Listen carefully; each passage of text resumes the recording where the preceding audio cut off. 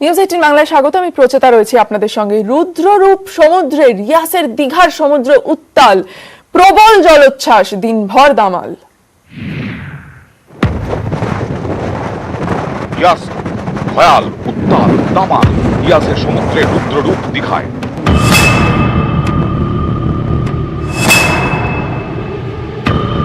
একদিকে ঝড়ো হাওয়া, প্রবল বৃষ্টি, অন্যদিকে সমুদ্রের এই রুদ্র রূপ, একেবারে সব মিলিয়ে দীঘার সমুদ্র উত্তাল হয়ে উঠেছে। রিয়াস কাছে এসেছে, পুষেছে সমুদ্র, যেন গিলতে আসছে। বেড়েছে জলোচ্ছ্বাস, গার্ডওয়াল ছাপিয়ে সমুদ্রের জল।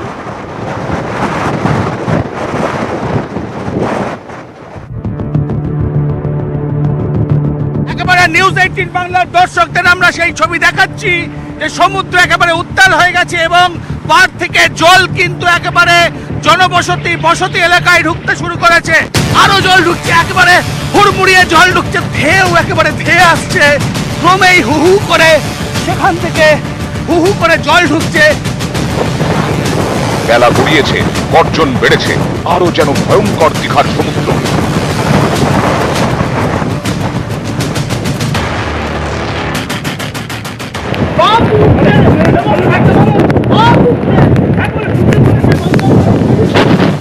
ধরো একটু ধরে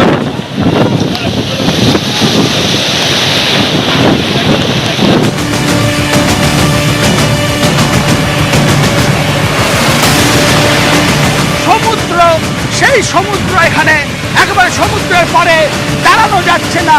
এতই হাওয়ার দাপট সঙ্গে ঝোড়ো হাওয়া, প্রবল বৃষ্টি এবং যে রূপ, ভয়াল রূপ আমরা দেখতে পাচ্ছি দীঘার সমুদ্রে, যে জলোচ্ছ্বাস হচ্ছে এবং এভাবেই ধেয়ে আসছে। এভাবে সমুদ্রের জল একেবারে ধেয়ে আসছে এবং বসতি এলাকাকে ক্রমেই গ্রাস করছে। দিনভর এভাবেই উত্তাল। রিয়াসের প্রভাবে দীঘার সমুদ্রের এক রুদ্র মূর্তি। দীঘা থেকে ক্যামেরায় সুমন বসু ও পিন্টু সরকারের সঙ্গে সুজিত ভৌমিক এবং ভেঙ্কটেশ্বর লাহিড়ী, নিউজ 18 বাংলা।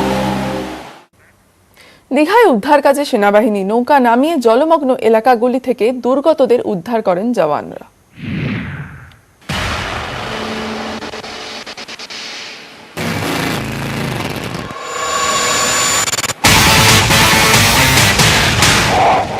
একেতে ভরা কোটাল, তার উপর রিয়াসের ছোবল। দীঘার সমুদ্র দিনভর উত্তাল।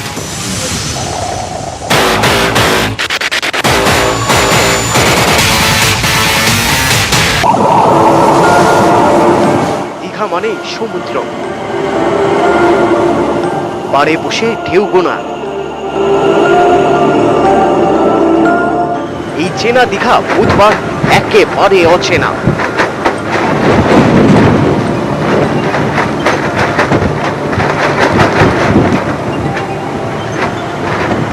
পাড়ের কি অবস্থা দেখো, কংক্রিটের যে পাড়, এই পাড় বরাবর দেখা যাচ্ছে যে একেবারে এখান থেকে কংক্রিট সেখান থেকে উপড়ে গেছে। কংক্রিটের পাড় উড়ে গিয়েছে, বিভিন্ন জায়গায় সরে গিয়েছে পাড়, বড় বড় বোল্ডার আমরা দেখতে পাচ্ছি।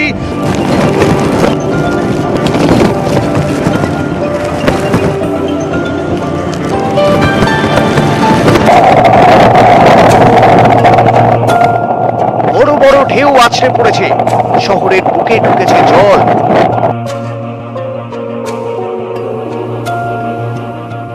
যে দীঘার যে জলোচ্ছ্বাসের ফল, সেটা কিন্তু বিরাট অংশ জুড়ে একেবারে জলমগ্ন হয়ে পড়েছে এবং গ্রামের ভেতরে জল ঢুকে যাওয়ার কারণে তারা কিন্তু জলবন্দী হয়ে পড়েছেন। সব ঘরবাড়ি সব ডুবে গেছে। সব প্রবল সমস্যার মধ্যে থাকা মানুষজন চাইছেন যে তাদের এই দুরবস্থা কাটাতে যেন প্রশাসন একেবারে গ্রামেই চলে আসেন। দুর্গতদের রক্ষায় তৎপর প্রশাসন। দীঘাতে নামানো হয় সেনা, নৌকা নামিয়ে চলে উদ্ধার কাজ। সারা রাজ্যে উদ্ধার কাজে নামে 17 কলাম সেনা। শুধুমাত্র পূর্ব মেদিনীপুরেই 3 কলাম। এই মুহূর্তে আমরা রয়েছি দীঘার সমুদ্রের পাড়ে। সেখানে দেখছি যে আর্মি, সেখানে সেনাবাহিনীর জওয়ান, তারা একেবারে নেমে পড়েছেন যদি মানুষ কোনো বিপদে পড়ে তাদের রক্ষা করার জন্য। आप लोग क्या क्या देख रहे हैं अभी, कितना पानी देख रहे हैं? बहुत पानी है इसमें, तो अभी तक तो लाइफ में इतना पानी तो देखा नहीं पहले कभी। যেখানেই বিপদে পড়েছেন মানুষ সেখানেই পৌঁছেছে সেনা।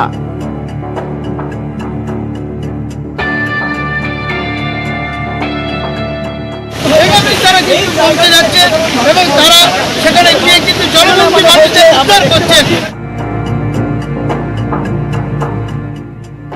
করোনাকালে ইয়াসের কাঁটা, দীঘা দোল পার, কবে স্বাভাবিক হবে সমুদ্র শহর? অপেক্ষায় দীঘাবাসী, অপেক্ষায় বাঙালি। সুজিত ভৌমিক ও ভেঙ্কটেশ্বর লাহিড়ী, নিউজ 18 বাংলা।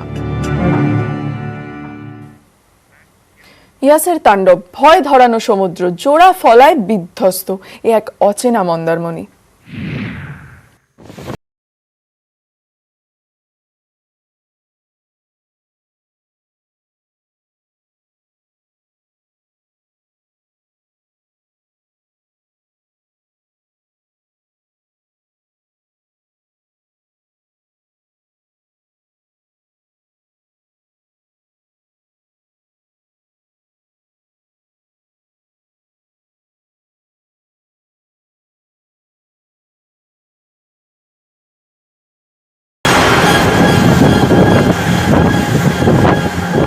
হু হু করে ঢুকছে সমুদ্রের জল, বিধ্বংসী ঢেউ, বিধ্বস্ত দোকানপাট, ঘরবাড়ি, জলমগ্ন গোটা মন্দারমণি। সমুদ্রের ভয়ঙ্কর যে ছবি নিউজ 18 বাংলা এক্সক্লুসিভলি আমরা দেখাচ্ছি।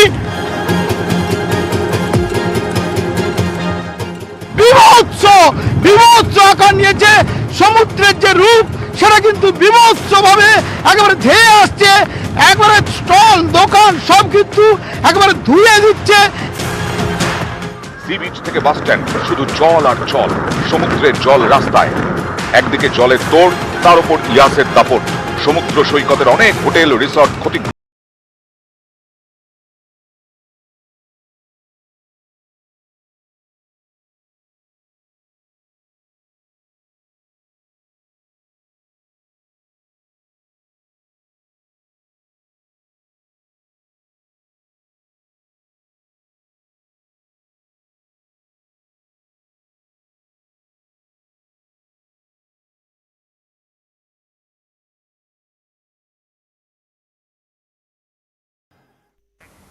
কোথাও মাটির বাঁধ, কোথাও বালির বস্তা দিয়ে নদীর স্রোত আটকানোর চেষ্টা, কিন্তু ইয়াসের রোষে কিছুই শেষমেশ ঠেকানো গেল না। ভেঙে গেল বহু বাঁধ, চাষের জমিতে নোনা জল ঢুকলো, কৃষকদের মাথায় হাত।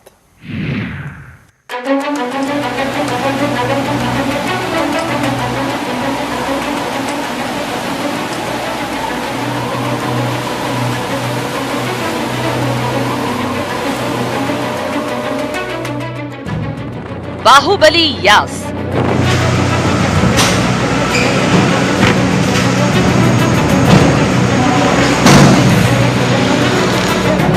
সঙ্গে জোয়ার, অশান্ত সমুদ্র।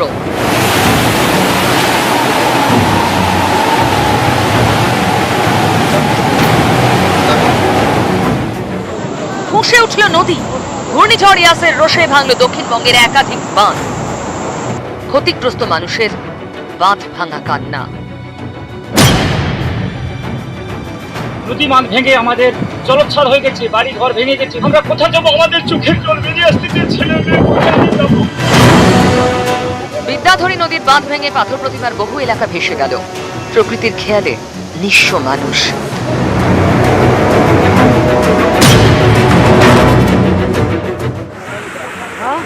ভয়ঙ্কর বিদ্যাধরী নদীর ঝাপটায় মিনাখার উচিলদহ এলাকাতেও বাঁধ ভেঙে জলমগ্ন বেশ কয়েকটি গ্রাম।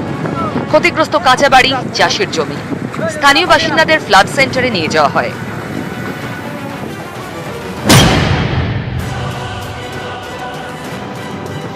ইছামতি নদীর বাঁধ ভেঙে প্লাবিত হাসনাবাদের পাটলি খানপুর এলাকা। ভেড়িপাড়ায় প্রায় 50 ফুট বাঁধ ভেঙে পড়ে। চাষের জমি ও মাছের ভেড়ির ব্যাপক ক্ষয়ক্ষতি। একদিকে সমুদ্র, অন্যদিকে মুড়িগঙ্গা নদীর জল। আগ্রাসী নদীর স্রোতের তোড়ে বাঁধ ভেঙে ঘোড়ামারা দ্বীপের বিস্তীর্ণ এলাকা জলের তলায়। কোথাও কোথাও জলের উপরে শুধু বাড়ির ছাদ, ডুবে গেছে চাষের জমি। প্রশাসনের তৎপরতায় প্রাণ রক্ষা, কিন্তু ভবিষ্যতে কি হবে ভাবনায় ঘুম উড়েছে গ্রামবাসীদের।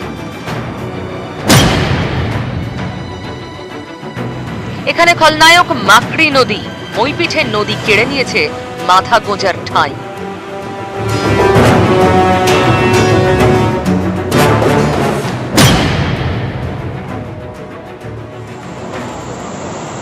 ঘূর্ণিঝড় ও জোয়ারের সাঁড়াশি আক্রমণে বিপজ্জনক গঙ্গাও। হাওড়ার সাঁকরাইলে এমসি পাল বাঁধ ভেঙে জল ঢোকে বিস্তীর্ণ এলাকায়। নিউজ 18 বাংলা। ইয়াসে ক্ষতিগ্রস্ত বাংলার 1 কোটি মানুষ। ঘর ছাড়া হয়ে নিরাপদে আশ্রয় পেয়েছেন 15 লক্ষের বেশি মানুষ, জানিয়েছেন মুখ্যমন্ত্রী মমতা বন্দ্যোপাধ্যায়। তিনি বলেছেন, ভরা কোটালের কারণে সতর্ক থাকতে হবে বৃহস্পতিবার অর্থাৎ আজও। দেখুন কি বলেছেন।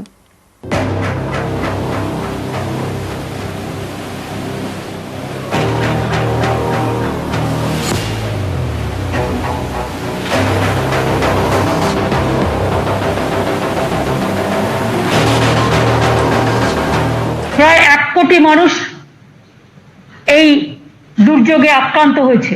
3 লাখের বেশি বাড়ি এখনই দেখা যাচ্ছে ড্যামেজ হয়ে গেছে।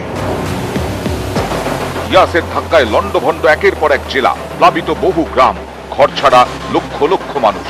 রাতভর নবান্নে থেকে নজরদারি চালালেন মমতা বন্দ্যোপাধ্যায়। বারবার কন্ট্রোল রুমে গিয়ে খতিয়ে দেখেন পরিস্থিতি, কথা বলেন প্রশাসনিক আধিকারিকদের সঙ্গে। বাঁধ ভেঙে গেছে 134টা। রিলিফ মেটেরিয়ালস অ্যালটেড করা হয়েছে 10 লাখ ত্রিপল, other clothing and garments, special GR rice relief contingency 10 crore টাকার রিলিফ অলরেডি পাঠানো হয়েছে। এক্সটেন্সিভ ড্যামেজ হয়েছে এগ্রিকালচার মানে কৃষিজ সম্পত্তিতে, কৃষি সম্পদে due to huge ingress of saline water মানে লবণাক্ত জলে। কালকে পর্যন্ত হাই টাইডের ব্যাপারটা থাকবে, কিন্তু যাদের জল নদীর পাশে থাকেন বা সমুদ্রের পাশে থাকেন বা গঙ্গার পাশে থাকেন, তারা একটু সতর্কতামূলক ব্যবস্থা নিলে ভালো হয়। আমি কলকাতা পুলিশ কমিশনারকে বলবো অল পুলিশ স্টেশনকে অ্যালার্ট করবার জন্য, এলাকায় এলাকায় মাইক দিয়ে একটু প্রচার করার জন্য। ভাঙলো বাঁধ, ভেসে গেল ঘরদোর, নষ্ট চাষের জমি। বিশেষজ্ঞরা বলছেন ক্ষয়ক্ষতির পরিমাণ বিপুল। ঠিক কতটা ক্ষয়ক্ষতি তার হিসেব করতে মুখ্য সচিবের নেতৃত্বে তৈরি হয়েছে টাস্ক ফোর্স। ক্যামেরায় জ্যোতির্ময় বসুর সঙ্গে সোমরাজ বন্দ্যোপাধ্যায়, নিউজ 18 বাংলা।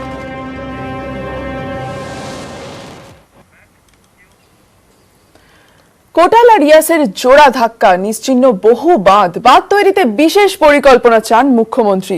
মুখ্য সচিবের নেতৃত্বে গড়লেন টাস্ক ফোর্স। দেখুন। যে গঙ্গায় যে জোয়ারটা আসে, ওই জোয়ারটাকেই টাইড আমরা হাই টাইড বলি। জোয়ার আর লোয়ার টাইডটাকে আমরা ভাটা বলি, জোয়ার ভাটা। জোয়ার ভাটা বলছে এতটাই জল বাড়বে যে জলটা আজকে আমাদের কাছে বেশি বিপদ হয়ে দাঁড়িয়েছে।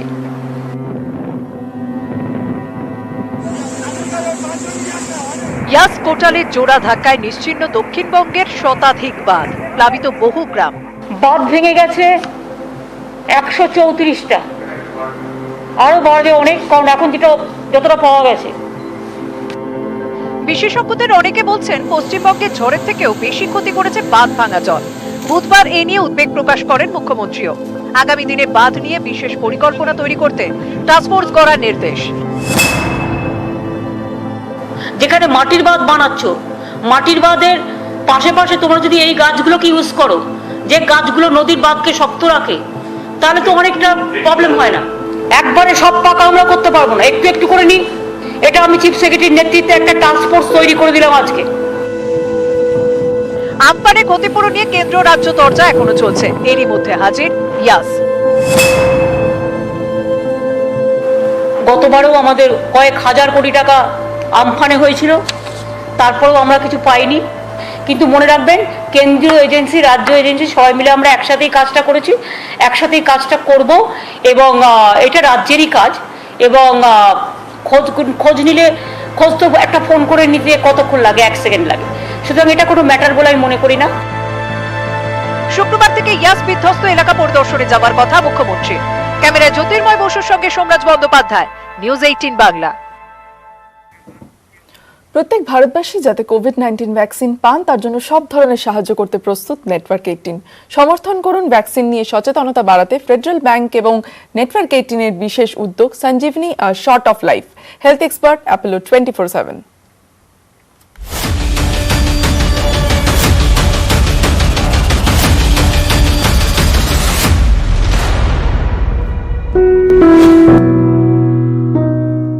ফিরে এলাম বিরতির পর।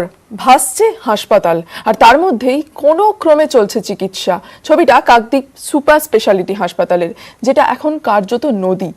একই হাল কাকদ্বীপ থানারও।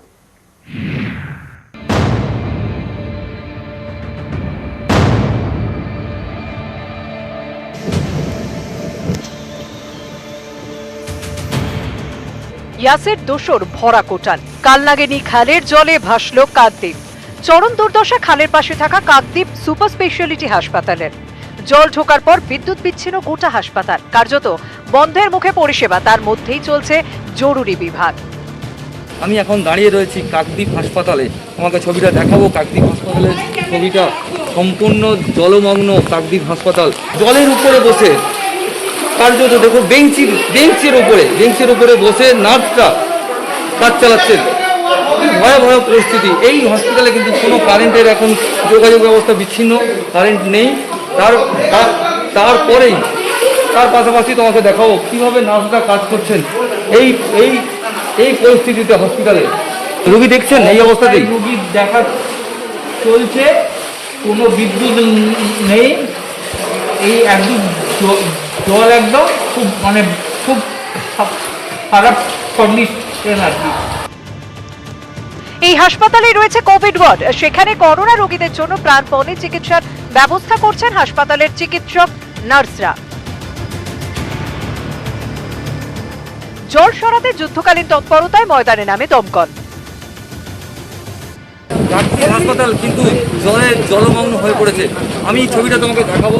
ফায়ার ব্রিগেড থেকে এখন লোকজন এসছে, যারা এই জল নামানোর কাজ চালাচ্ছে। একটা পাঁচিলকে ভাঙা হচ্ছে, ভেঙে এখান থেকে জল নামানোর কাজ চালাচ্ছে। কেননা জল নামাতে পারলে কিন্তু বিদ্যুৎ পরিষেবা অন করা যাবে না। কোভিড ওয়ার্ড সামনে তখন জেনারেটর যদি রাস্তায় নতুন করে না জল বেরিয়ে জেনারেটর না ডুবে যায়, তাহলে কোভিড হসপিটাল সামনে। হাসপাতালের মতোই জলমগ্ন কাকদ্বীপ থানা, কালনাগিনীর জলে ভাসল চারপাশ। আমি এখন দাঁড়িয়ে রয়েছি কাকদ্বীপ থানায়, তোমাকে ছবিটা দেখাবো। কাকদ্বীপ থানা সম্পূর্ণ জলমগ্ন, কাজ বন্ধ হয়ে রয়েছে। থানার ভিতরে পর্যন্ত জল ঢুকে গেছে। পাশেই কালনাগিনী নদী খাল, সেই কালনাগিনীর জল উঠে প্লাবিত হচ্ছে পুরো থানা। যে সকাল 9টা নাগাদ হঠাৎ দেখতে পাই থানার ভিতরে জল ঢুকছে হুড় করে, এবং ক্রমশ জল বাড়তে থাকে। থানার ভিতরে অফিসার কোয়ার্টার এবং কনস্টেবল ব্যারাক যা আছে সমস্ত ঘরের ভিতরে 1 হাঁটু করে জল দাঁড়িয়ে, সমস্ত জিনিসপত্র তছনছ হয়ে যায়। একে করোনা, তার উপর ইয়াস এবং ভরা কোটাল। জলে ডুবে হাসপাতাল থেকে থানা, তারই মধ্যে জীবন বাজি রেখে জীবন যুদ্ধ, বাঁচার যুদ্ধ, বাঁচানোর যুদ্ধ। কাকদ্বীপ থেকে বিশ্বজিৎ হালদার, নিউজ 18 বাংলা।